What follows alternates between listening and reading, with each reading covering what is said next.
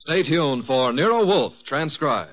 Later this evening, the unique Mr. Monty Woolley stars once again in the new comedy series, The Magnificent Montague, the delightful saga of an embittered Shakespearean ham. After many triumphant years on the stage, the Magnificent Montague now portrays Uncle Goodhart, the hero of a radio serial, and his trials and tribulations are 30 minutes of delightful listening over most of these NBC stations. And today being Friday means another visit to Duffy's Tavern, where Archie the manager presides over another sparkling session of mischief and madness. Ladies and gentlemen, the ringing of that phone bell means adventure. Hello?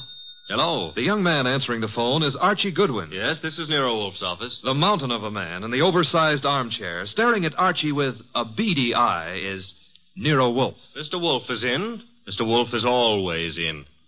Would he stay in until... He would. Archie, what on earth? Boss, she sounds blonde. Phooey. Don't believe I can tell over the phone? Okay. Excuse me, miss, but are you blonde? Oh. Go ahead and laugh. Thank you. Mr. Wolfe will see you. Goodbye. I did not say. No, but you will. Besides, she wasn't blonde. And I want you to see red. Oh, Archie, better think of some new ones. Ridiculous.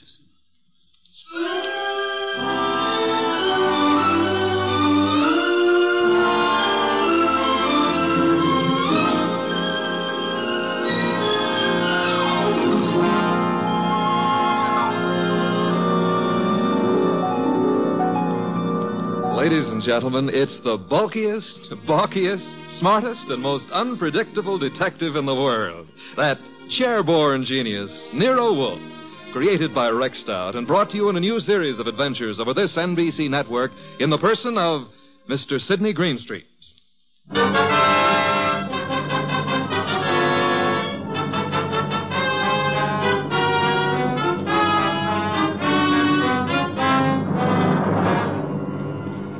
Tonight, it's the case of the girl who cried wolf.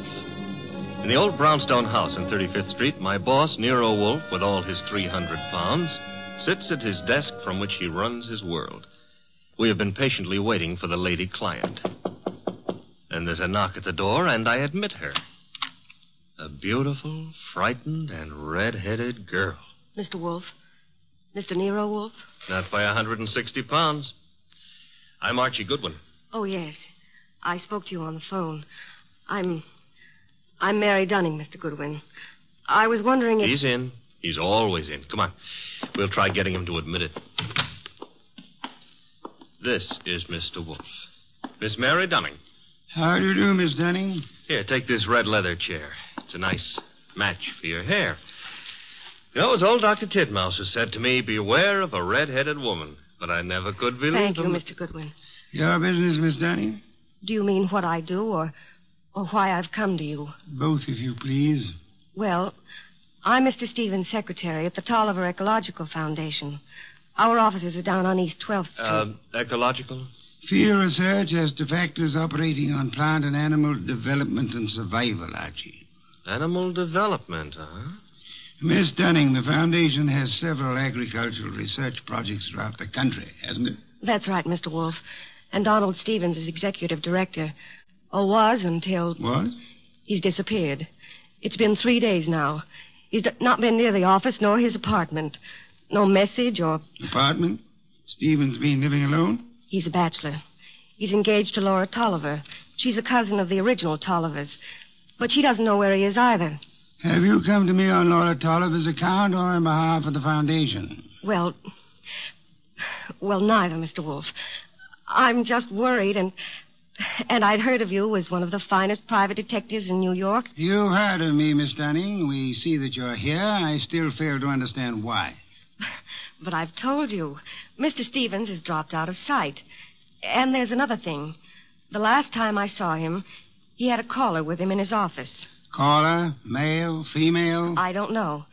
We're in a converted old brownstone house, and, well, the way the offices are laid out, I don't see all the people who come in unless they make a point of coming to my desk. Mm-hmm. I see. All I know is that Mr. Stevens stepped out for a moment, looking either scared or angry, I couldn't be sure which, and asked me to see if there was a policeman at the corner. Which corner? Archie, Continue, Miss Dunning. Well, I started to go, and there were low voices arguing from the inner office. And then Mr. Stevens called me not to bother. Then what? He said I could go ahead and take my lunch hour then. So I did. And when I came back, he was gone. Leaving no message? Leaving no message. And you've neither seen or heard of him since? I've tried all over. By phone, going out myself. Miss Dunning, has Mr. Stevens been in the habit of making extended business trips? Well, once in a while to our research stations in Pennsylvania, or New Jersey, or up in Vermont, but not without letting me know. I have to make out his travel vouchers. Has there been any recent trouble at the foundation? Trouble? Financial trouble? Personal trouble? No, there's been no trouble. Miss Dunning, you're wasting my time and yours. This is a problem for the police, if there is a problem. Oh no, Mr. Wolf. I'd have gone to the police, except, well, if there should be an innocent explanation, it didn't seem fair to the foundation to risk the unpleasant publicity I said for the police. Wait a minute, Mr. Wolf. It's your say-so, but when a girl walks in here and asks... The young lady can depart by the use of the same rather trim legs that carried her here, Archie. Oh, now, look, boss, just because I Miss look at... Dunning, I can think of a dozen reasons that might take your bachelor director out of town for a few days without the formality of explaining his actions. Then you won't look into this? Despite Mr. Goodwin's frowns, no. Should Mr. Stevens not turn up tomorrow or so, I suggest you advise the police or whatever attorney acts for the foundation. There is such a person, of course. Yes. Jonas Dowd is counsel. He's also a Coke trustee. Consult him, then, by all means. But you don't seem to understand. If you'll excuse me, I'm overdue for an important conference with my cook. We have just received a shipment of truffles from France. Well, of course, if Mr. Wolf, if you ask me... Precisely what I've refrained from doing, Archie. Would you be good enough to escort Miss Dunning to the door? To the door, Archie. Good night, Miss Dunning. Good night. Good night. And thanks, just the same. Look, Mr. Wolf, it's your shop and you can get as surly as you please. But can you give me one excuse for that high-handed brush? One thin shred of an excuse? Miss Dunning was sitting in this chair... The girl was lying, Archie. Lying? How can you say that? At least twice. And possibly from the moment she opened that undeniably pretty mouth. Now, if you'll excuse me, Archie, I have an appointment with a truffle.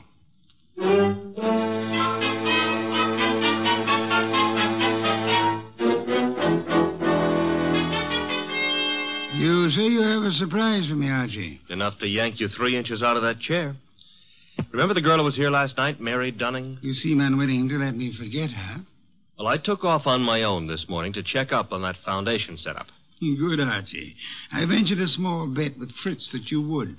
All right. See if your bet included this. I found Stevens down there right in his office. Missing executive director. Yes, and the missing Mr. Stevens claimed he had just been on a business trip. Delayed getting back because his car had been smacked by a hit-and-run driver in New Jersey. Now, here's the payoff. He even tried to make out that he'd been thinking of calling you in on a problem. Hit-and-run accident? No, something about the foundation. But I didn't waste time letting him cloud it up for us. The point is... Archie, that... you brought him here, of course. Stevens? No, he's still down there. We'll want to grab him before the day is out, but I had something more important to run down first. It took me 3 calls on the way up here, but you can take it as confirmed. We've still got a disappearance case, and this one you're not sitting out. Indeed. And who has disappeared now? Mary Dunning. Stevens is back, but Mary's gone. Not at the office, not at her rooming house, and none of her clothes are taken. How'd you get going? Put a police call out on Mary? Back to 12th Street and get Stevens out of that office and up here as fast as you can. I'll phone him. You are on the way.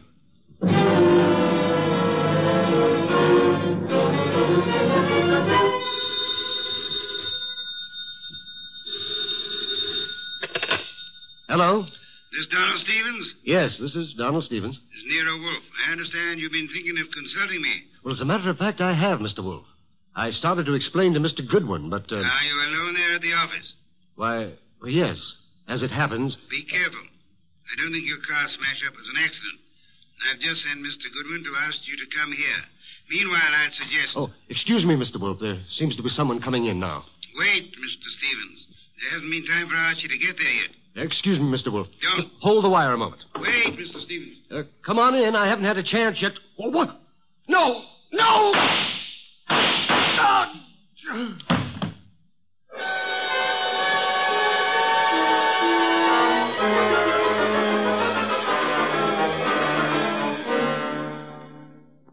that's all Inspector Kramer has been able to make of it, Archie? Not to hear him tell it, but that's all he's got. Stephen dead and the girl still missing. Did you find anything helpful at the office? I think the murderer started to tear up some account books and project ledgers, but I must have scared him away when I rang the bell. Couldn't have been more than 3 or 4 minutes after the shooting when I got there. But you saw no one? The murderer can cover a lot of ground in 3 or 4 minutes. You, naturally, by accident, since it is mildly illegal, you had a good look at the dead man? A very good look. Not to mention his pockets. Anything particular? Well, there was a half-eaten package of lifesavers in the left-hand trouser pocket. What's particular about that? The flavor was lime. I hate lime. Phooey. Archie, I called Jonas Dowd last night. The foundation lawyer? Yes, he set up the original charter under which Donald Stevens operated, with an annual fund of $90,000. Ecology has its attractions. 90,000 attractions, to be precise. It indicates a possible reason for Stevens' murder. He was in sole charge of that money. Somebody donated 338 caliber bullets to him. Hardly a token of appreciation. Perhaps not. However, the shooting followed the attempt to stage an automobile accident. Archie, I've sent Saul Panza on an errand for me. Saul, huh? He's expensive. True, he's the best man in the shadow job there is, but... You've got something, huh? Possibility. An angle I can't handle? Apart from your natural preference for curves, you've more than work enough here in New York. Finding Mary Dunning for a starter. Or, her body? Or her body, as it may be. Is that what Saul's on, picking up a line on Mary? Among other chores, Saul is buying me some special groceries at the city market. You frown, Archie. I glower. But okay, play it cozy. You can send Saul off to Stockholm for smorgasbord for all I care. I'm still asking, what about Stevens and what about Mary? Where do we start? I'm expecting Laura Tolliver, the heiress, and the son of Jonas Dowd here within a few minutes. Jonas Dowd himself proved as difficult to pry from the office as... As you generally are from this one. Oh, good for old Jonas. Wait a minute, though. You said a son was coming. Would that be Peter Dowd? It would be. Could I trouble you to pass that second bottle of beer? It's your third. Stop auditing me, Archie. You reacted to the name of Peter Dowd. May I ask why? Kramer is ahead of you on that pitch. He's had Peter Dowd downtown already. And learned? Playboy, used to be in love with Laura Tolliver, now in line to take over Stevens' tidy $20,000 a year salary as executive director. To take over, phooey. Peter Dowd's no ecologist. He's got more important qualifications. His old man and Laura Tolliver are co-trustees under the Tolliver will, and the director can be anybody they name. Archie, you sound prejudiced against young Mr. Dowd. Yeah, that's what Kramer said. I'm just naturally suspicious of anybody who stood to pick up $20,000 a year, plus a whack at the $90,000 a year in house money, just by throwing 338 caliber slugs into Stevens. Particularly after getting rid of Mary Dunning to clear the way. The police still have no leads on Miss Dunning? A for effort, Z for results. Now, the way I see it, boss... Legwork now, Archie. Guess it's later.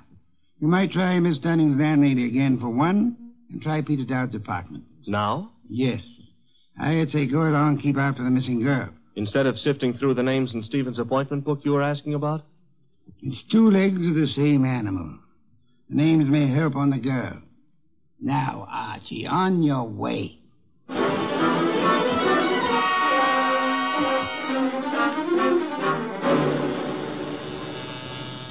Come in.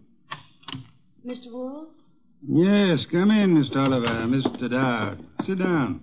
It's good of you both to come. Miss Tolliver, I'm profoundly sorry of your loss. You were to marry Mr. Stevens, as I understand it. Yes, 3 weeks from today.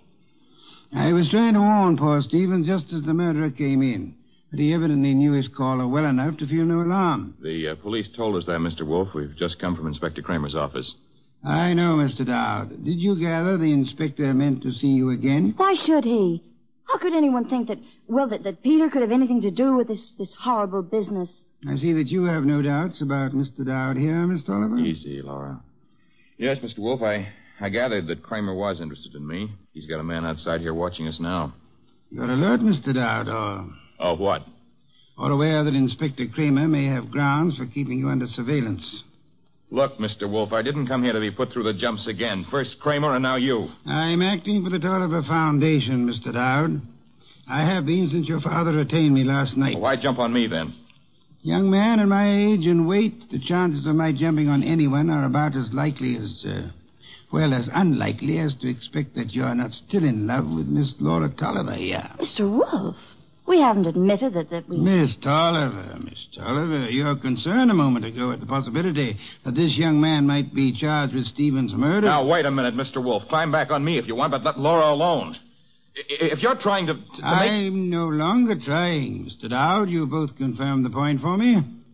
All right. I am still in love with Laura. And I think Laura's known ever since she accepted Stevens' ring that their engagement was a mistake. What are you going to make of that? Did Stevens know you hadn't given up on Laura? I told him twice. I even went down to the foundation just... Just when, Mr. Dowd? This morning while I was telephoning Stevens, for example?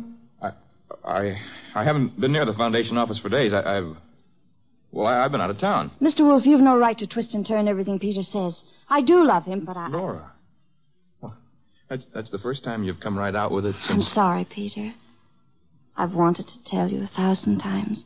But, you kept going away on all those trips, and I never knew whether it was for some other girl or... Mr. Dowd, Miss Tolliver, could this tender exchange be postponed till you two find yourselves alone? Go ahead, Mr. Wolf. Ask anything you want, as long as I know it's all right with Laura here. Roundly spoken, Mr. Dowd. May I ask about Mary? What's Mary Dunning got to do with this? I'm glad you're aware of the Mary I meant. Well, I've met her at the foundation, of course. We've all heard she's missing. You couldn't suggest where she might be. How would Peter know?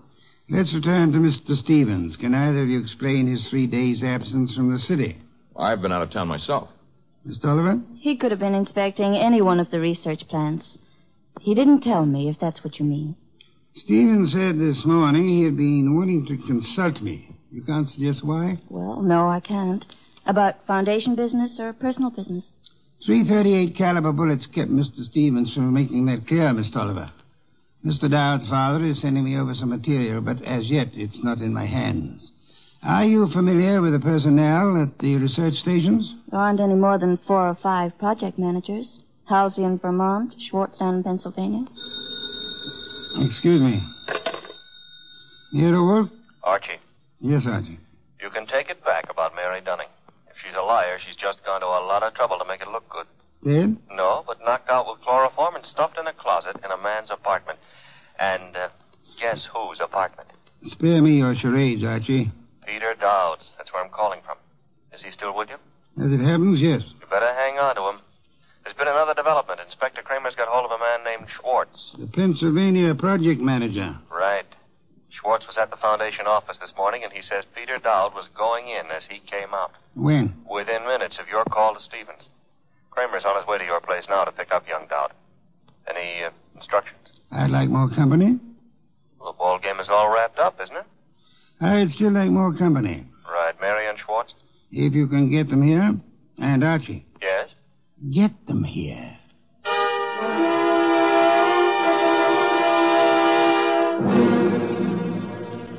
I'll have that 5th bottle of beer, Archie. 7th and quota for the night. And when do you get around to calling in Mary and our friend Schwartz? In a moment, Archie, in a moment. After all that scramble to get him here. I've been studying these project reports that Jonas Dowd sent over. Fascinating field ecology. I know. The factors playing on the development and survival of living organisms. Too bad poor Stevens didn't figure on a factor named Peter Dowd. Archie, I'm ready for Mr. Schwartz now. No Mary? I'll risk you in the next room with Miss Dunning for the time being. Okay. One Schwartz coming up. Oh, come in, Mr. Schwartz. Mr. Wolf? How do you do, Mr. Schwartz? My apologies for this long wait you've had. And I'll try to make our business brief. Yes, sir. Mr. Schwartz, you managed the Tolliver Agricultural Research Station in Pennsylvania for some time. 2 years. I am not sure I didn't once enjoy a shipment of mushrooms that came from your place. You've experimented with Maya arenaria. Maya arenaria? Yes, of course. Yes, we've done some work with mushrooms. They were excellent. By the way, I understand You saw Mr. Stevens just before he was shot down. If I'd stayed 10 minutes longer, he might still be alive. May I ask the purpose of your call? I was delivering the monthly reports. No special trouble you came to discuss? No, sir. You met Peter Dowd coming in at the foundation as you were going out. How did he look? In a hurry. How so? He just pushed past with his face turned away. You're sure it was he? Yes, I had seen him at the foundation maybe 2 or 3 times before. Were you aware that Mr. Stevens and Mr. Dowd were both apparently in love with the same young lady? I'm a research worker, Mr. Wolf. I wouldn't know about Mr. Stevens' personal affairs. Just an hour ago, before Inspector Kramer took him from here, young Dowd admitted that he'd been there today. I didn't think I could be mistaken. But he said only because Stevens had phoned him to come. Were you there when that call was made? No, there was no call to Dowd while I was there. Excuse me, Mr. Swartz. Yes, Nero Wolf speaking. This is Saul Panzer. Yes, Saul, you're still... Yeah, still down here at the city market. Looks as if you were right. Indeed? One of their trucks just pulled in with a load of full crates. Top quality produce. I'll try not to wince when you send in the expense sheets. Any other confirmation? Internal Revenue records show no taxes paid on income by the Tolliver Foundation. Thank you, Saul. Phone any information as you get it. You'll forgive me again, Mr. Swartz. Archie. Yes, boss? Would you ask Miss Dunning to step in now? Coming up. Come in now, Miss Dunning. Good evening, Miss Dunning. You've quite recovered from the chloroform? Mr. Goodwin's been helping me. He's been rubbing my forehead, and I'm beginning Spare me to... any further details. Miss Dunnings, would you mind telling me again how it was you came to find yourself in Mr. Dowd's apartment? Well, it was the phone call that got me to go over. It was a man whispering. He didn't give his name, but he said if I came to that address, apartment 4C, I could learn something about Mr. Stevens. You went to apartment 4C, and then? That's really all I know. Just after the door opened, before I could see him, his coat was thrown over my head, and then he must have given me the chloroform. It was Peter Dowd, of course. Dowd? Who else could it have been? It could have been Mr. Swartz here. Mr. Wolf, you're joking. Am I, Swartz? Joking or drunk? Why should I... For the ancient reason, Swartz. Money. For the racket you had and wanted to keep. Racket? Mr. Schwartz was in... Swartz is no more of an ecologist than Mr. Goodwin here. A moment ago, he accepted Myra arenaria as a mushroom. It happens to be a common clam, common on nearly any beach, rare in inland Pennsylvania. Stevens knew I didn't go in for all that Latin stuff. I could understand that you might be useful without it, Swartz. But to get away from your station operations, you faked the scientific knowledge you never had. All right. Suppose I am more of a farmer than a fancy scientist. Our job at the research station's to raise vegetable crops, isn't it? As you worked it, Swartz, of course. You turned the agricultural research project into a commercial farm. All expenses met from tax-free funds, and not a cent of return shown for the produce sold. So that's why Saul Panzer drew the rutabagus run. Stephen had the innocence of a specialist interested in his own field only. But even Stevens finally began to get onto those doctored reports of yours, Swartz. And when was it the Internal Revenue men began asking questions? Look, Goodwin, is this fat guy out of his mind? You had to get rid of Stevens after the last inspection trip. Were you even counting on taking over his job after Peter Dowd was put away for Stevens' murder? Mary, if you'll just explain to this lunatic... Watch it, Archie, watch it. Oh. I've got his gun. Adroitly done, Archie. Wait a minute. This is a 32, and it was a 38 that did the murder. Mr. Wolf, that's my bag. You can't... Take this pistol from it, I have, my dear. This extraordinary effort you put me to, of actually leaving my chair to secure this weapon, we'll add that to the score against you. Mr. Wolf, if you aren't too tuckered to answer, that gun from Mary's bag. It's a 38. It may be the one used on Stevens. But Mary couldn't. She didn't. The ballistics tells us that this is the weapon. Then Swartz must have passed it to her for safekeeping, till it could be planted in young Dowd's apartment or car or whatever. I didn't have anything to do with it. Miss Dunning, you had to do it more than you know. Do you realize that if Mr. Goodwin hadn't found you at the Dowd apartment when he did, that you might not be alive at this moment? You were the one person who knew Swartz's crime. Mary, don't listen to him. She's listening, Swartz. Miss Dunning, you thought the chloroform scheme was directed solely against Peter Dowd. And so you let Swartz talk you into it. Mr. Goodwin tells me the door of that closet was sealed with Scotch tape. I didn't know that. Schwartz actually tried... Your chloroform sleep was meant to turn into a permanent one, Miss Dunning. And I was trying to cover for him. All right, here it is. Schwartz planned it all. He did try the hit and run, and he did shoot Stevens. He's a liar. Mary, you've been juggling those books since... Say the details for Inspector Kramer, Swartz. There's guilt enough to be divided between you and guilt enough to burn you both.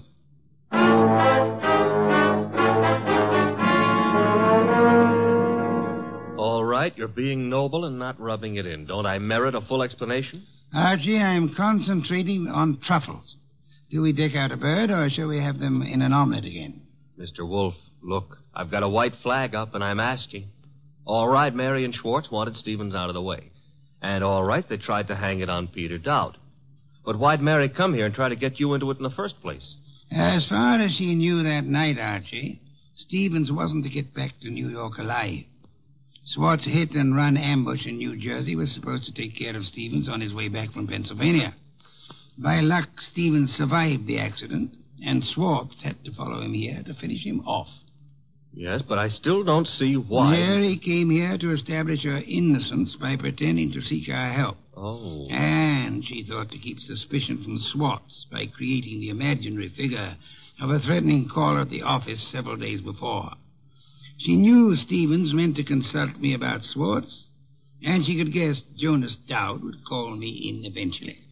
Stevens said he wanted to consult you that morning when I... That morning when you couldn't hear Stevens out because you were seeing him as Mary Dunning wanted us to see him. Oh, a trick operated with two vanishing acts to explain. Stevens's and Mary's. You have it, Archie. And both fake.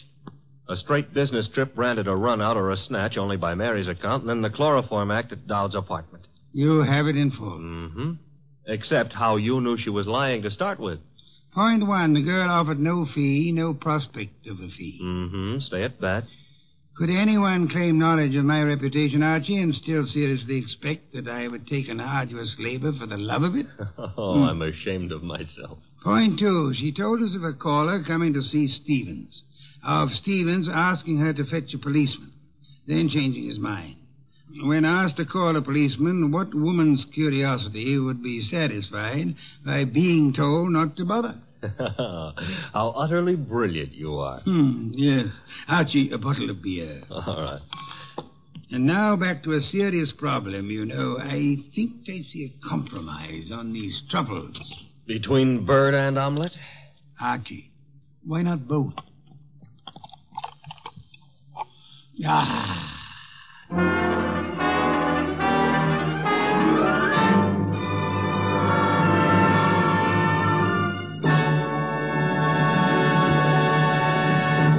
You have been listening to The New Adventures of Nero Wolfe, starring Sidney Greenstreet.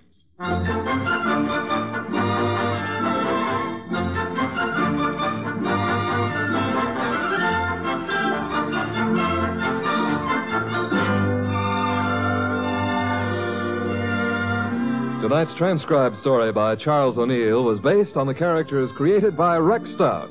This is an Edwin Fadiman program, produced and directed by J. Donald Wilson. In the cast were Larry Dobkin as Archie Goodwin, and Charlotte Lawrence, Howard McNear, Mona Keneally, Lamont Johnson, and Herb Butterfield.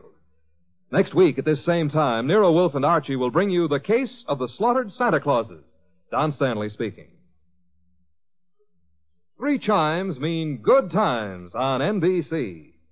There's no cover charge at Duffy's Tavern. Just keep your dial tuned to NBC later as Archie the manager and his delightful friends cook up another mad and merry session at that remarkable restaurant, Duffy's Tavern.